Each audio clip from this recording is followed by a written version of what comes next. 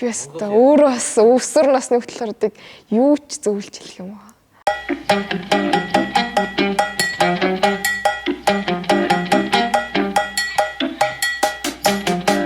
Ангийнхаа нэг найзтай хамтраад зургийн дугуйлан ажилладаг. Би болохоор график дизайнаар ер нь бол зурдаг. Тэгээд бид хоёр хамтраад ер нь клуб ажиллавал ямар вэ гэж бодоод юу ч гэсэн ажиллуулад үзье да гэд. Тэгээд нэг хүүхдүүдэд бүртгэж аваад клубтэй. Тэгээд ер нь бол одоогоор их хүүхдтэй биш ч гэсэн яг тодорхой хувьд хүүхдүүд нь аягүй ихтэй явдаг. Дуртай багш ер нь IT-ийн багш нар дуртай. Тийм. Тэгээд бас ангийнхаа багш дуртай. Хичээлгүй болох. Ер нь IT-га график дизайн тавслуулаад нэг тиймэрхүү мэргэжлээ явна даа гэж боддог. Би бас өөрөө бас өвсөр насны хөтөлбөрүүдийг юу ч зөвлөж хэлэх юм аа.